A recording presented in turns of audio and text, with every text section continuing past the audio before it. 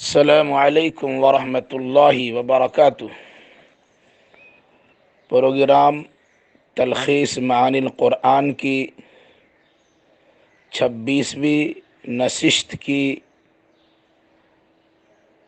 پہلے حصے میں آپ کا خیر مقدم ہے۔ اس نشست میں ہم سورۃ الحجر سورہ نمبر 15 سے متعلق کچھ باتیں آپ کی خدمت میں رکھیں گے انشاءاللہ۔ سورۃ الحجر مکیہ، وجہ تسمیہ: مدینہ سے تبوک جاتے ہوئے راستے میں وادی قرا میں واقع حجر نامی ایک بستی ہے۔ رسول کی مخالفت کے نتیجے میں اصحاب الحجر کی تباہی و بربادی کا تذکرہ ہے۔ اسی مناسبت سے اس سورہ کا نام سورۃ الحجر رکھا گیا۔ زمانہ نزول: یہ سورہ مکی ہے اور مکہ کے وسطی دور میں اس کا نزول ہوا ہے۔ مرکزی مضمون وحی و رسالت سے متعلق شکوک و شبہات کا ازالہ ہے اور تکذیب کرنے والوں کو اس کے انجام بد سے خبردار کرنا ہے۔ تعداد آیات: اس میں 99 آیات ہیں۔ آیت نمبر 1 تمہیدی آیت ہے، جس میں قرآن مجید کی آیتوں کو روشن دلیلوں، واضح بیانات اور فیصلہ کن احکام پر مشتمل قرار دیا گیا ہے۔ آیت نمبر 2 سے آیت نمبر 15 تک میں منکرین توحید و رسالت و آخرت کے پچھتاوے کا ذکر ہے۔ موت و قیامت کی گھڑی میں کفار و مشرکین افسوس کرتے ہوئے مسلمان ہونے کی تمنا کریں گے، لہذا انہیں ان کے حال پہ چھوڑ دیا جائے۔ عنقریب ان کو پتہ چل جائے گا ان سے قبل جتنی قومیں ہلاک ہوئی ہیں، اللہ کے علم میں ان کا وقت مقرر تھا۔ لوگ آپ کو مجنون بتا کر فرشتوں کے نزول کا مطالبہ کرتے ہیں۔ ان کو معلوم ہونا چاہیے کہ فرشتے یوں ہی نہیں اترا کرتے ہیں، بلکہ فرشتوں کا نزول عذاب کے ساتھ ہوگا۔ قرآن اللہ ہی نے نازل کیا ہے، اس کے محافظ و نگہبان خود ہی ہے۔ آپ سے قبل بھی رسولوں کے ساتھ استہزاء و تمسخر و مذاق کا معاملہ کیا گیا تھا۔ یہ لوگ معجزہ کا مشاہدہ کرنے کے بعد بھی ایمان لانے والے نہیں ہیں۔ آیت نمبر 16 سے آیت نمبر 25 تک میں اللہ نے آسمانوں کو ستاروں کے جھرمٹ سے مزین کر دیا ہے، جہاں شیطان کا کچھ عمل دخل نہیں چلتا۔ کبھی کچھ سن گل لینے کی کوشش کرتا ہے تو شہاب ثاقب کے ذریعے اسے مار بھگایا جاتا ہے۔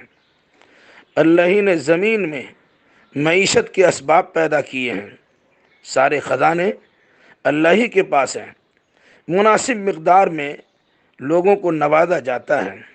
ہوا، بارش، مال کا ذخیرہ اللہ ہی عطا کرتا ہے۔ حیات و موت کا مالک بھی اللہ ہی ہے۔ اگلوں اور پچھلوں سب کو جانتا ہے اور سب کو ایک ساتھ اکٹھا ضرور کرے گا۔ آیت نمبر 26 سے آیت نمبر 44 میں انسان کی تخلیق مٹی سے، جنات کی تخلیق آگ سے ہوئی ہے۔ انسان کو اشرف المخلوقات بنا کر اس کے سامنے سجدہ ریز ہونے کا حکم فرشتوں کو دیا گیا تو تمام فرشتوں نے سجدہ کر لیا، لیکن ابلیس نے اتراتے ہوئے سجدہ سے انکار کر دیا۔ اللہ نے اسے قیامت تک کے لیے ذلیل و خوار کر دیا۔ لعنت و ملامت کا طوق اس کی گردن میں ڈال دیا۔ طرح طرح کی دل فریبیوں کے ذریعے اولاد آدم کو گمراہ کرنے کا ابلیس نے عہد کر لیا، لیکن اللہ کے مخلص بندوں پر اس کا زور چلنے والا نہیں ہے، کیونکہ وہ صراط مستقیم پر گامزن ہوں گے۔ اللہ نے شیطان کو وعید سنائی کہ تجھے اور تیرے ساتھ تیرے پیروکاروں کو جہنم رسید کر دیا جائے گا، جس کے 7 دروازے ہیں اور ہر دروازے سے لوگ اس میں داخل کیے جائیں گے۔ آیت نمبر 45 سے آیت نمبر 50 تک میں متقی و پرہیزگار کے لیے جنت کا باغ و بہار ہے، وہ بے خوف و خطر داخل بہشت ہوں گے، ان کے سینوں کو کینوں سے پاک و صاف کر دیا جائے گا۔ اہل جنت آمنے سامنے بھائی بھائی بن کر مسندوں پر جلوہ افروز ہوں گے، وہاں کسی قسم کی پریشانی نہیں ہوگی اور نہ وہاں سے نکالے جائیں گے۔ لوگوں کو معلوم ہونا چاہیے کہ اللہ بہت ہی معاف کرنے والا ہے، لیکن یہ بھی یاد رہے کہ اس کا عذاب بڑا ہی دردناک ہے، لہذا امید و بیم کے ساتھ حیات مستعار بسر کرنی چاہیے۔ آیت نمبر 51 سے آیت نمبر 56 تک میں ابراہیم خلیل اللہ کی ضیافت و میزبانی کا تذکرہ ہے۔ انسانی شکل میں فرشتوں کی آمد پر بطور ضیافت بھنا ہوا بچڑا پیش کرنے پر کھانے سے انکار کی وجہ سے ابراہیم خلیل اللہ خوف زدہ ہو گئے۔ فرشتوں نے اپنا تعارف کرایا اور ایک ذی علم لڑکا اسحاق کی ولادت کی بشارت سنائی۔ خلیل اللہ کا اظہار تعجب کہ بڑھاپے میں بچہ کی خوشخبری۔ فرشتوں نے کہا اللہ کی رحمت سے نا امید تو گمراہ لوگ ہوتے ہیں، یقیناً آپ کو لڑکا ضرور عطا کیا جائے گا۔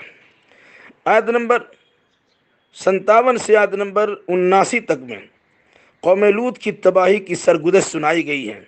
فرشتوں کا نزول ولادت اسحاق کی بشارت کے ساتھ قوم لوط کی تباہی کے لیے تھا۔ لوط علیہ السلام نے فرشتوں کو اجنبی تصور کیا۔ فرشتوں نے اپنا تعارف کراتے ہوئے ان کو ہدایت فرمائی کہ راتوں رات اپنے ساتھیوں اور اہل خانہ کو لے کر بستی سے نکل جائیں، کیونکہ اس قوم کو بے خبن سے اکھاڑ پھینکنے کا وقت آ چکا ہے۔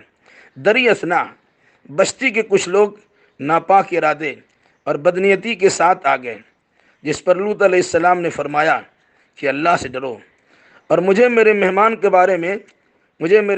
کے بارے میں رسوا نہ کرو۔ قوم کی بچیوں سے نکاح کر کے اپنی خواہشات کی تسکین کر لو۔ لیکن یہ لوگ بدمستی میں اندھے ہو گئے تھے، سمجھنے کے لیے تیار نہیں ہوئے، تو اللہ تبارک و تعالیٰ نے صبح ہوتے ہی ایک ہولناک عذاب سے تباہ و برباد کر دیا، ان کی بستی کو تہ و بالا کر دیا، ان پر پتھر کی بارش برسا دی۔ اس واقعہ میں اہل فراست کے لیے زبردست عبرت و نصیحت ہے۔ تباہ شدہ یہ علاقہ حجاز سے فلسطین کو جاتی ہوئی ایک شاہ راہ پر واقع ہے۔ قوم شعیب، قوم لوط اور اصحاب ایکا کے آثار و کھنڈرات گزرنے والوں کو درس عبرت دے رہے ہیں۔ آیت نمبر 80 سے آیت نمبر 84 میں صالح علیہ السلام کی قوم کی تباہی کی سرگزشت سنائی گئی ہے، جنہوں نے اپنی زندگی کی قیمتی لمحات شاندار محلات تعمیر کرنے میں صرف کیے اور اللہ اور رسول کی تعلیمات سے روگردانی کی، معجزہ کا مطالبہ کیا، پھر اس کی ناقدری کی، تو ایک دن صبح صبح ہولناک آواز نے انہیں دبوچ لیا۔ مال و دولت، عالی شان عمارت اور ظاہری اسباب و وسائل، جسمانی طاقت و قوت عذاب الہی کو ٹال نہ سکے۔ آیت نمبر 85 میں ارض و سما کی تخلیق بیکار نہیں ہوئی ہے، دنیا کی چند روزہ زندگی آخرت کے لیے ہے، اس لیے قیامت تو قائم ضرور ہوگی۔ سورہ فاتحہ کو 7 بار دہرائی جانے والی سورہ، بلکہ سراپا قرآن عظیم کہہ کر اس کی فضیلت بیان کی گئی ہے، جس کا مجدہ جس کا پڑھنا ہر نماز کی ہر رکعت میں لازم و ضروری ہے۔ اے نبی، مشرکوں اور منکروں کی بیہودہ گوئیوں سے صرف نظر کیجیے اور شریفانہ انداز میں درگزر کر دیجیے۔ متاع دنیا کی طرف نظر اٹھا کر بھی نہ دیکھیے، رنجیدہ و کبیدہ خاطر مت ہوئیے، مومنوں کے لیے اپنے بازو کو پھیلائے رکھیے۔ آپ پر قرآن کا نزول ہوا ہے، آپ نبی و رسول ہیں۔ قرآن جیسی نعمت کے سامنے دنیا کی ساری دولتیں ہیچ ہیں۔ جو آپ کا مذاق اڑاتے ہیں وہ اپنا انجام بد ضرور دیکھ لیں گے۔ آپ اپنے رب کی تسبیح و تحمید کیجیے اور مرتے دم تک اسی کے سامنے سجدہ ریزی کرتے ہوئے اسی کی عبادت و بندگی میں مشغول و مصروف رہیے۔ اللہ تبارک و تعالی ہمیں قرآن عظیم کی سورہ کے مشمولات پر صحیح عقیدہ و نظریہ رکھتے ہوئے اعمال بجا لانے کی توفیق ارزانی نصیب فرما۔ السلام علیکم ورحمۃ اللہ وبرکاتہ۔